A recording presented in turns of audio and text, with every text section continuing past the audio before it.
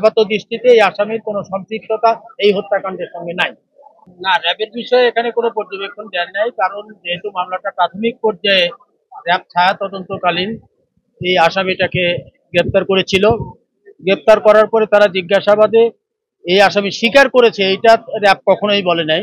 তবে গুরুত্বপূর্ণ কিছু তথ্য পাওয়া যাচ্ছে এইরকম কথা বলেছে।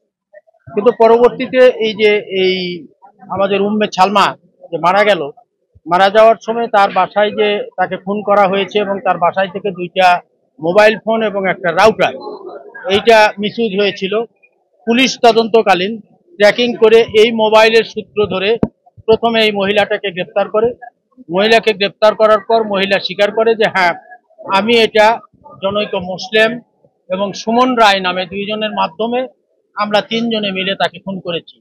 এই খুনের কারণটা হলো যে উনি ওই বাসা ভাড়া নিয়ে উনি কিছু অনৈতিক ব্যবসা ওখানে পরিচালনা করতেন, যেটা আজকের এই গৃহকর্ত্রী অর্থাৎ এই যে উম্মে ছালমা ইনি এটা জানতে পেরে ওনাকে নিষেধ করেছিলেন। এই নিষেধ উনি না শোনার পরে ওনাকে বাড়ি ছেড়ে দেওয়ার জন্য একটা আলটিমেটাম দিয়েছিলেন। এই আলটিমেটাম দেওয়ার কারণেই তিনি এনার উপরে ক্ষুব্ধ ছিলেন এবং এনাকে হত্যা করার পরিকল্পনা উনি করেন। শেষ পর্যন্ত মুসলিম এবং এই সুমন রায় এই 2 জনের সহযোগিতায় এই মহিলাকে তা প্রথমে ক্লোরোফর্ম করছে, পরবর্তীতে তাকে শ্বাসরুদ্ধ করে খুন করে ডিপ ফ্রিজের মধ্যে তাকে রেখে দেওয়া হয়েছিল। এইটার বিষয়ে যেটা 3 জন আসামি তারা পৃথক পৃথক ভাবে স্বীকারোক্তি দিয়েছে এবং আমি যে বর্ণনাটা বললাম এইটাই তারা 164 এই বিষয়টাই নারেট করেছে যে তারা নিজেরাই এই ঘটনাটা ঘটাইছে এবং নিজেরাই এই খুনটা করেছে, এর সঙ্গে অন্য কোনো আসামি সম্পৃক্ত নাই। মাননীয় জেলা জজ সাহেব এই বিষয়টাই আজকে আমাদের কাছে শুনেছেন এবং তিনি নথি পর্যালোচনা করেছেন।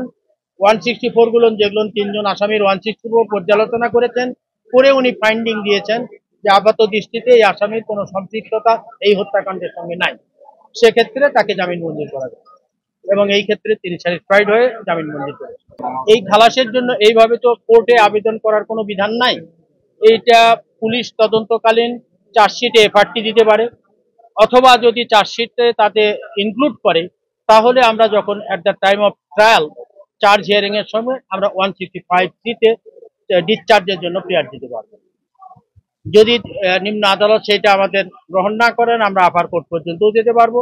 তবে আমার বিশ্বাস যেহেতু টোটাল ঘটনাটাই ডিটেক্ট হয়ে গেছে, সেক্ষেত্রে এই আসামির নাম চার্জশিটে আসবে।